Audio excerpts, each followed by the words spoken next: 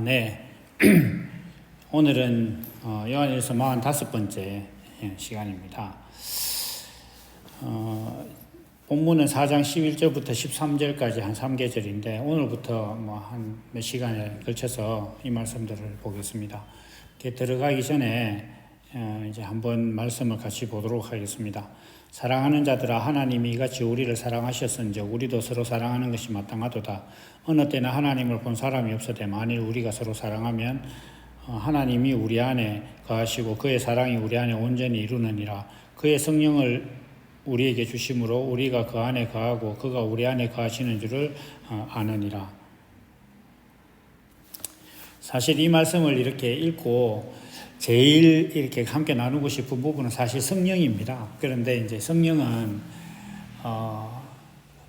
이제 항상 계획으로는 지난번에 그 질그릇의 선택 이렇게 책을 썼듯이 성령에 대해서는 따로 한번 종합적으로 정리를 해보면 어떨까 늘 생각만 하고 있습니다. 그래서 이 말씀 중에서도 조금 진행하다가 13절쯤 가서 성령에 대해서도 같이 나누도록 하고, 우리는 먼저 사랑에 대해서 이제 얘기를 하고 있으니까 사랑이라는 것에 대해서 저는 그렇게 늘 설명을 하고 있습니다. 이제 서로가 서로에게 존재의 의미가 되는, 그리고 삶의 이유, 존재의 이유가 되는 그런 관계가 사랑하는 관계다. 그리고 그 관계로 인하여서 사람들이 일반적으로 알고 있는 헌신하고 희생하는 그런 사랑의 모습이 나오는 것이다. 이렇게 제가 늘 말씀을 드리고 있습니다. 우리가 실제로 결혼 생활이 그러면 안 되겠지만 파탄에 이르고 이렇게 하는 여러 가지 이유들은 존재의 상대가 내게 존재의 이유가 아니라 어떤 삶의 수단이나 그 사람과 함께하는 삶에 대한 기대로 결혼을 하거나 이렇게 됐을 때 그러한 것들이 무너져서 이제 점점 존재의 의미가 희석되고, 또 자기가 어떤 그 상대 자체와 그 자기 배우자라는 그 남편, 아내 그 자체와 결혼한 것이 아니라 그 부가적인 것들이 함께 이제 결혼에 포함되어 있었을 때 그런 문제가 일어나고, 또 불륜이나 이런 문제들을 우리가 이제 드라마 같은 데서 보더라도 발견했을 때 제일 처음 마디가 이제 어떻게 당신이 나에게 그럴 수 있느냐 이렇게 이제 이야기를 하죠. 그 일관되게. 그건 뭐냐 하면 서로의 관계가 어떤 그런 관계가 아니라는 거죠. 그래서 사랑이라는 것은 그 사랑하는 상대와 나와의 관계성이 먼저입니다.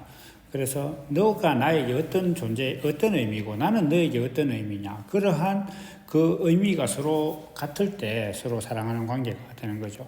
하나님과 우리가 이러한 하나님께서 우리를 사랑하셨다 이렇게 말씀하시는 것은 하나님께서 사람을 만드셨다는 것이고, 하나님께서 사람을 만드실 때 분명한 이유가 있었고, 그 이유 속에서는 하나님 당신을 위한 이유가 분명히 있었습니다. 하나님의 성품을 표현하겠다는 하나님의 계획이 사람을 창조하게 한 것이죠. 그래서 그 사람이라는 존재가 하나님께는 하나님의 성품을 표현하는 데 있어서 절대적인 형식이고, 사람이라는 존재는 자기 스스로 인생을 걸어 나온 것이 아니기 때문에 어느 날 자아를 인식하고 봤을 때 나는 어디서부터 왔으며 나는 누구인가라는 문제를 생각할 때 하나님께서 나의 창조주다라는 그런 관계가 성립이 되어야 하나님과 내가 서로 사랑하는 관계가 되는 것입니다. 그런데 하나님께서는 사람을 분명하게 목적을 갖고 만들었는데,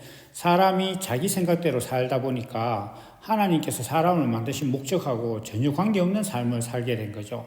그러니까 이 사람과 하나님과의 관계가 틀어진 거예요. 그래서 이것을 하나님께서 죄라고 하는데, 왜냐하면 하나님께서는 사람에 대해서 분명한 어떤 존재의 의미를 부여했는데 사람이 스스로 그걸 떠난 거죠. 그래서 죄라는 말이 나온 것입니다. 관역을 벗어나고 자기 자리를 벗어난 거예요. 그러니까 하나님과 관계를 형성해야 되는 존재가 자기 자신이 스스로 주인이 돼서 하나님처럼 되려고 모든 일을 스스로 선과 악을 판단하고 이렇게 하니까, 또 사람들끼리 선하게 생각하는 것이 서로 다르니 사람들끼리 또 충돌하고 다투고 이렇게 되는 거죠. 그래서 이러한 모든 것들을 다 이제 알 수 있는 것이 하나님과 나와의 관계가 무엇이냐, 여기서부터 출발을 해야 됩니다. 그래야 죄의 문제라든지 구원의 문제라든지 모든 것들이 다 확립이 되는 것이죠. 그래서 이제 10절에서 사랑은 여기 있다. 무엇이 사랑이냐 이렇게 이야기할 때 하나님이 우리를 사랑하신 것이다. 우리가 하나님 사랑한 거 아니다. 그러니까 하나님이 우리를 만들었고 창조하셨고 하나님께서 우리에게 존재의 의미를 주셨다. 그래서 우리가 그 하나님이 주신 존재의 의미를 알면 내게 하나님이 의미가 있는 존재가 된다. 그래서 서로 사랑하게 되고, 근데 사람이 그 관계를 떠났기 때문에 그것을 다시 원상태로 화목하게 하는 그것을 위해서 예수님께서 십자가에 달리셨다. 이렇게 이제 사도 요한은 말씀을 하고 있습니다. 그러면서 이제 오늘 말씀에 사랑하는 자들아 하나님이 이같이 우리를 사랑하셨은즉 우리도 서로 사랑하는 것이 마땅하도다. 이렇게. 그래서 하나님께서 사람을 만드시고 사람이 하나님의 형상을 표현하는 존재가 되기를 바라셨는데 사람이 자기가 자기 인생을 창조한 것도 아님에도 불구하고 그걸 버리고 자기 마음대로 이제 인생을 사는 것에서 돌아오게 하시기 위해서 하나님께서 그 아들을 보내서 사람들에게 너의 존재의 의미가 무엇이며 너 인생으로서 사는 삶의 목적과 의미와 이유가 무엇인지를 예수님께서 보여주신 거예요. 그런데 이 예수님께서 보여주신 것이 사람들이 생각하는 것과 너무 다른 거예요. 사람들은 높이 올라가려고 하고 세상의 가치관으로 이기려고 합니다. 그래서 그렇게 됐을 때 하나님께서 영광을 받으시고 또 자기가 세상에서 잘 되는 것을 어떤 구원의 증거 중에 하나로 삼으려고 그렇게 생각을 하죠. 그러나 사도 요한은 거기에는 사랑이 없다. 그건 하나님을 모르는 것이다. 이렇게 얘기하고 하나님께서 우리를 사랑하신 것을 보라. 하나님께서 근본 하나님의 본체이신 예수 그리스도께서 낮아지고 또 낮아질 뿐만 아니라 이 땅에 오실 때도 말구유에 나시고 또 더 나아가서 십자가라는 세상의 가치로는 도저히 세상에 필요가 없다라는 판단을 받아서 죽임을 당하는 그런 모습으로 예수님께서 우리에게 오신 거예요. 그러면 그것이 하나님이 우리에게 나타내신 사랑이고 하나님께서 우리를 사랑하신 거예요. 하나님께서 왜 그렇게 하셨느냐? 그러면 우리가 인생의 목적을 알고 하나님께서 나를 조성하신 그 이유를 알고 그것을 삶의 의미로 깨닫고 그렇게 살아가도록 원하셔서 그렇게 한 거예요. 그러면 우리도 다른 사람에게 그렇게 해야 되는 거예요.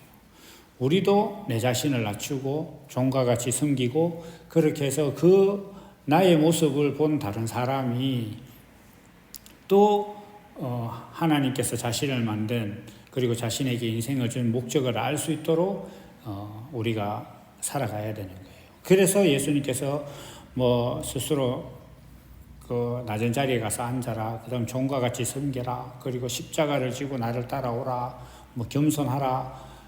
나보다 남을 낮게 여겨라. 이런 말씀들을 계속 하신 거예요. 이런 말씀들을 왜 하셨느냐? 그냥 세상에서 좀 더 도덕적이고 남들 보기에 참 선한 사람으로 보이도록 하기 위해서 그렇게 하신 것이 아니라 이게 하나님께서 우리를 사랑하신 모습이기 때문에 그럼 그 모습을 봤으면 너희도 그렇게 사랑하는 것이 마땅하다. 이 이야기를 이제 사도 요한이 하고 있는 거예요. 다시 말해서 하나님께서 우리를 사랑하신 것, 그러니까 하나님께서 우리에게 사람의 존재 의미를 알게 하시기 위해서 낮아지신 것처럼 우리도 다른 사람이 자기 인생의 의미를 알 수 있도록 내가 낮아지고 종과 같이 섬기는 것이 사랑이고 그것이 마땅하다. 이 말씀을 이제 오늘 11절에서 하고 있는 겁니다. 그렇다면 우리가 이 말씀을 정말 제대로 알았다면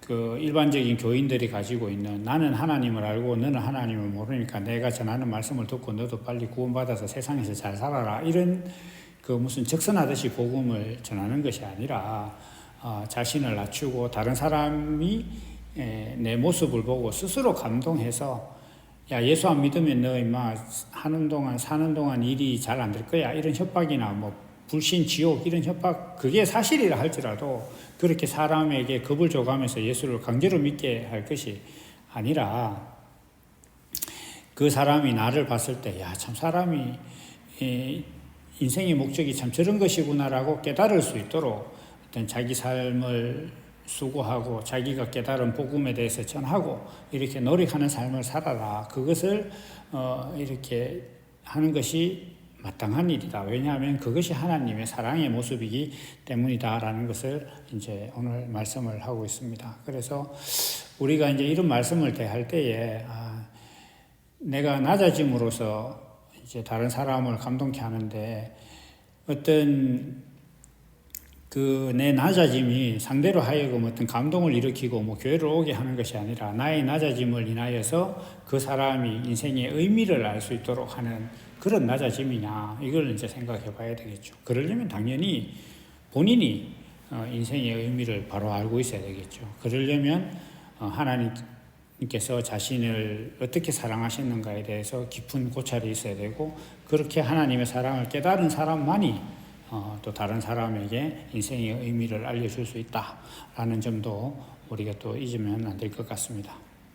그래서 오늘 말씀은 여기까지 하고 또 다음 시간에 하나님을 본 사람이 없으되 이 부분을 또 같이 이야기하도록 하겠습니다.